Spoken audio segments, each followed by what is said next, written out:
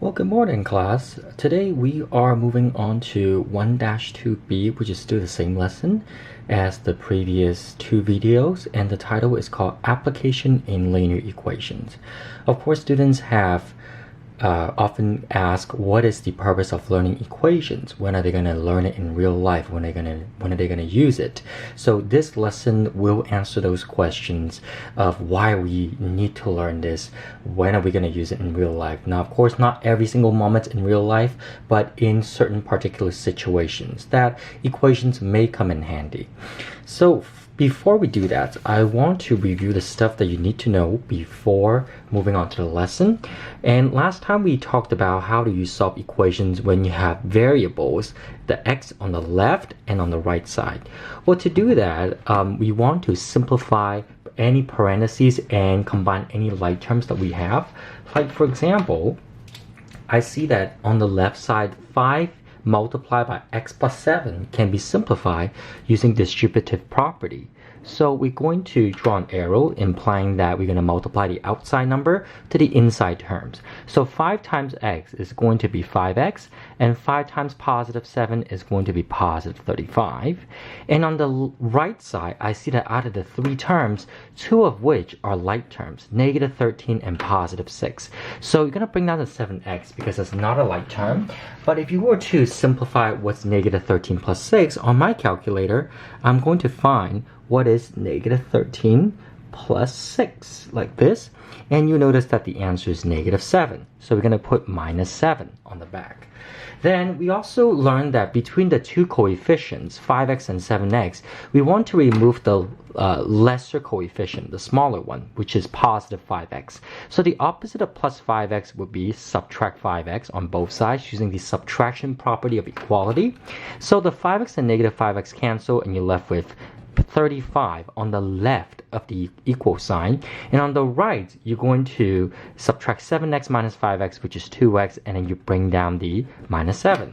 Then from there, it's easy to solve this equation now because we get down to two-step equations. So the opposite of subtract 7 would be plus 7 on both sides, like this. And then you cancel out the negative 7 and positive 7. So you're left with 2x on the right side. And on the left, you add 35 and 7 together. So you're left with 42. Right?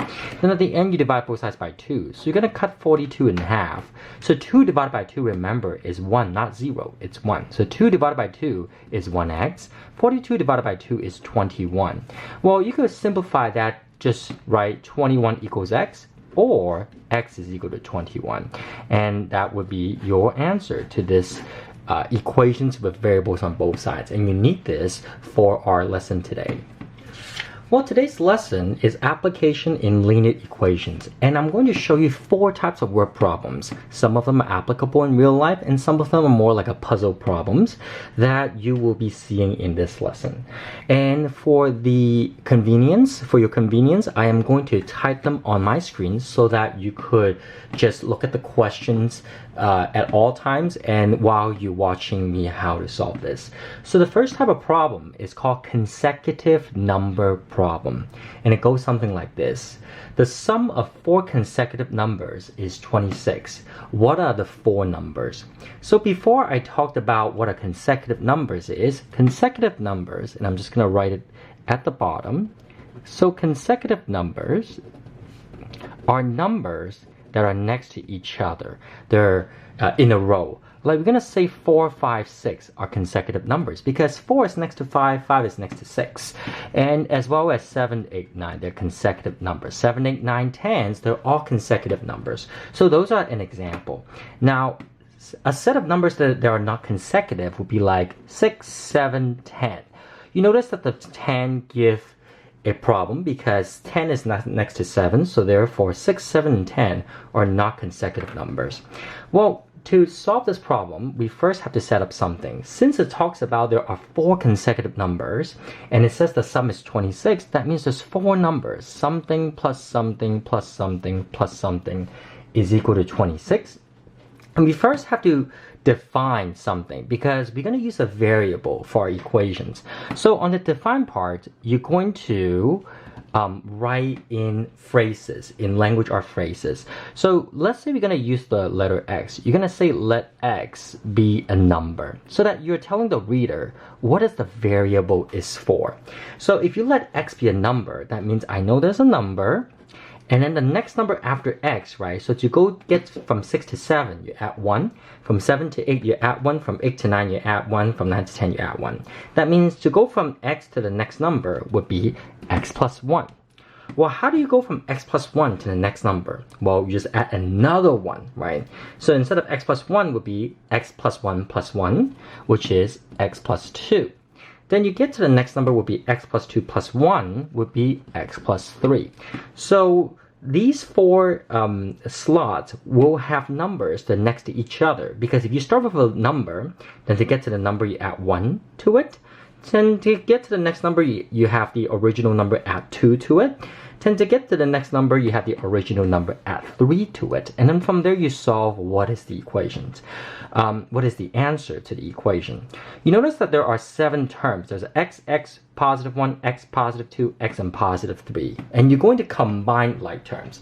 I see there are 4 x's. 1, 2, 3, 4. So x plus x plus x plus x would equal to 4x. Then positive 1 plus 2 plus 3. 1 plus 2 plus 3 will equal to 6. So 4x plus 6 is equal to 26. Then from there is a two-step equations. You're able to simplify them by subtracting 6 on both sides. So you'll get 4x is equal to 26 minus 6 is 20. And then you divide both sides by 4. So you get x is equal to 5. But hold on, this is not your answer, because the question is asking what are the 4 numbers. So I know that this slot right here, this number is 5 because it says it right here, x equals 5. So this number is 5. Well, what's the next number after 5? Would be 5 plus 1, which is 6. Then the next number will be after 6 is 7. And then the next number after 7 is 8. That means the 4 numbers are 5, 6, 7, and 8. Those are the 4 numbers that would add up to equal to 24. Now, if you don't, of course, if you want to verify your answer, it's very easy. All you have to do is use your calculator, and then you're going to do 5 plus 6 plus 7 plus 8. And you'll get 26. The answer is 26. And that confirms the original questions, the fact that 4 numbers add up together is 26. Well, the next problem goes like this. It's called comparing cost problem. That's the second type. Here's the problem. In the streetwear community, based on supply and demand, some sneakers keep their value and some sneakers lose their value. Assuming you bought 2 pairs of sneakers, you bought 1 pair for $300 and it depreciates $20 a month. At the same time, you bought another pair for $150 and it appreciates for $10 a month. How many months later will both sneakers have the same value? Well, there are 2 sneakers with their prices that we are comparing. So let's say, since our concern is how many months later, we're going to let a variable. So we're going to define something. We're going to let the variable m be the number of months. Now, if you write let m be months, I have to mark it wrong, because we're not talking about what month is it. We're talking about how many months later are the sneakers going to have the same value, okay? Well, I know that there's 2 sneakers. One of them you start at $300, right? Correct? The first one. And it depreciates. Depreciate means you lose its values. That means we're going to use subtraction. And it depreciates $20 a month. So you're going to put minus 20. And then multiply by how many months there is. If it's 1 month, then it's 20 times 1. If it's 2 months, it's 20 times 2. But if it's n months, then it's 20 times m. That's 1 sneaker. Then the other one that you bought, it cost $150. Maybe that one's kind of rare. It appreciates by $10 a month. So appreciate means you add. So you're going to plus 10 times the number of months there is. Okay? And then after that, it asks how many months later will both sneakers have the same value. So these 2 expressions represents the value of the sneakers based on how many months it has passed. One of them is expensive and it keeps losing the value. The other one is kind of cheap and it keeps going up in values, right? So you're going to find, well, how many months later the values are equal. So what you're going to do is you're going to set them equal to each other. The first sneaker's price after M months is equal to the second sneaker price after M months. And then from there, boom, you have this equation with variables on both sides. So between negative 20M and positive 10M, we're going to get rid of the smaller coefficients. So between negative 20 and M, negative 20 is smaller. So we're going to use the opposite by adding 20M on both sides, using the addition property of equality. Then you're left with 300 is equal to 150 plus 30M. And then from there, you solve the equation like we always did, since the last couple of weeks. You subtract 150 on both sides, right? Then using your calculator, 30 minus 150 would equal to 150 is equal to 30M. And then at the end, you divide both sides by 30. And then at the end, you will get M equals, 30 divided by 30 is 1. And then 150 divided by 30 is 5. So that means both sneakers are going to be the same value 5 months later. Okay, so your answer is going to be 5 months. And if you want to check your answer, simply plug in 5 into this equation. Plug it in to see if your left side equals to the right side. Or just plug it into these two expressions and see if 5 months later, these two sneakers are going to have the same cost. Well, the third type of problem is called the total cost problem. And it is about adding two total cost of two different items total. And we want to find what is the cost of each item. So let's take a look at the example. It says she bought 4 pairs of shoes and 3 t-shirts for $345. The cost of a pair of shoes is $10 less than the cost of a t-shirt. Find the cost of a pair of shoes and the cost of a t-shirt. So the question is asking us for two specific answers, not just one answer, but two answers. So we first going to define something. Since we would like to find the cost of something, that will be the variable. So we're going to say let C be the cost. And I know that the cost of a pair of shoes is $10 less than the cost of a t-shirt, right? So we're going to let C be the cost of a t-shirt. And I know that t-shirt is more expensive, so a pair of shoes would be $10 less. So from C, we're going to subtract 10. So we're going to say then C minus 10 is... So that means we have two subtotals, the number of shoes multiplied by the cost and the number of t-shirts multiplied by the cost would get us $345. Well, since we bought 3 t-shirts, it will be 3, the total, subtotal for the total cost of the t-shirts would be 3 of them multiplied by C. And since we're buying 4 pairs of shoes, it will be 4 multiplied by the cost, which is C minus 10. So from here, you have a multi-step equations. So to do that, we're going to simplify the parentheses by doing distributive property. So you have 3C plus 4 times C, which is 4C. And then 4 times negative 10 is negative 40, is equal to 345. Then on the left, I see that 3C and 4C are like terms. 3 plus 4 is 7, so you have 7C minus 40 is equal to 345. Well, then to solve this equation, you're going to isolate the variable by adding 40 on both sides. So you have 7C is equal to 385. And then at the end, you divide both sides by 7. Now, hopefully, our total cost should be a whole number, as I would like to try to keep the answers in our class as many whole numbers as possible. So you want to do 385 divided by 7, and the answer is 55, right? So C is 55. We're going to write that on the paper. So C is equal to 55. That means this number, this letter here, right, 55 is the cost of a t-shirt, and then 55 minus 10 is the cost of a pair of shoes. So we're going to say the t-shirt is $55 for each one. And then a pair of shoes will be 55 minus 10, which is $45. Again, how do I get 45? It's because 55 minus 10. And that's how I get $45. And then these are my final answers. The final type of problem is called the perimeter problem. Here's how it goes. The width of a printing paper is 3 inches less than the length. If the perimeter of the printing paper is 38 inches, find the length and the width of the printing paper. Since we're concerning about the length and the width, we're going to define a variable. So again, we're going to start with the defined sections. We're going to let we're going to let L be the length of the paper.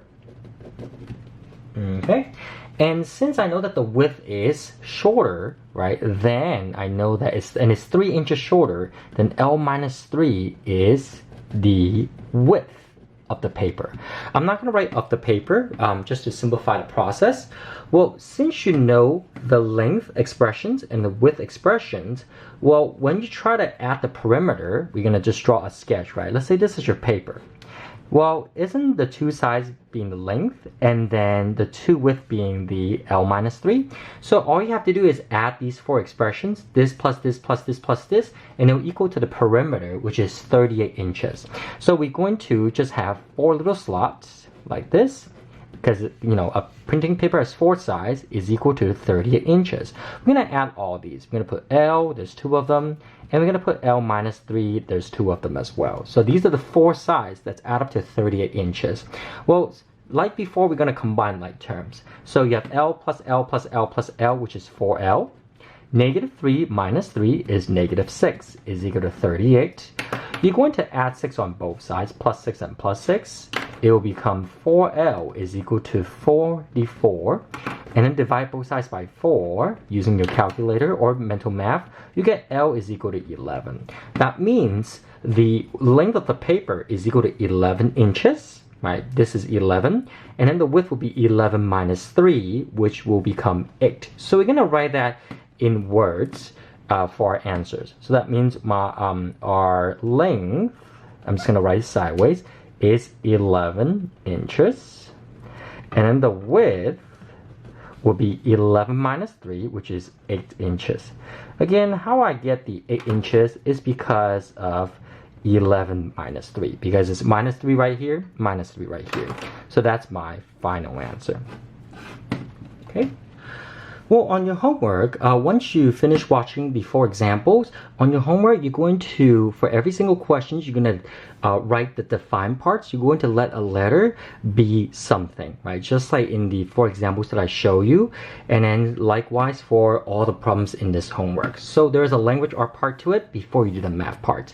Like for example, if you take a look at number 1, it says, the sum of 3 consecutive numbers is 48. What are the 3 numbers? So you notice that for this particular problem, just like example 1, you're going to let X to define something. So that means you have there's 3 spaces, right? 3 numbers. So I have something plus something plus something equals 48, and then you're going to solve it. Now to make sure that you're getting your answer correct, I'll tell the answer. Well, the first number is 15, and then you're going to find out what are the 2 numbers. But I need you to show where you cannot just write the answer, otherwise I will not give you credit. And then likewise, if it's 5 consecutive numbers, you're going to have 5 spaces, 5 blanks, and then add up to equal to 30. You're going to define a variable, and then you're going to write what are the answers from there. Okay. Then for number 3 and 4 is similar to the comparing cost problem, and you're going to define variables, and then you're going to set up the equation and solve it, just like the second example that I showed you. But to give you the answer ahead of time, your variable should be 2.5 hours, right? The answer for this one is 2.5 hours, but I need you to show work. And then likewise, this one is 5 months. Again, you need to show it to get to these answers. If I see something like this that you turn it in without any work, I have to give you a 0. Then on the back, same thing. The third type of problem was related to question number 5 and number 6, which are right here. These are the total cost problem. Well, once you set up and you found the answers, the answer for this question would be $2 for orange, and then $3 for apples. So $2 orange, $3 apple, and then but you have to show work. And then likewise for this one, the child's ticket is $6 and the adult ticket is $12. So that way you could check whether the answer is correct or not. Then finally, since we're working with perimeter problems, for this one, once you define the variables and solve the equations, the length of the classroom will be 30 feet and the width is 48 feet. Again, you have to show the work how to do it. And then at the end, the length of all 3 sides of a triangle would be, you see some numbers like 18 and 12, right? So these are the key numbers to make sure that you're on the right track. And if you have any questions, feel free to email me or send me a message on Remind, and then we'll work it out. Thank you very much.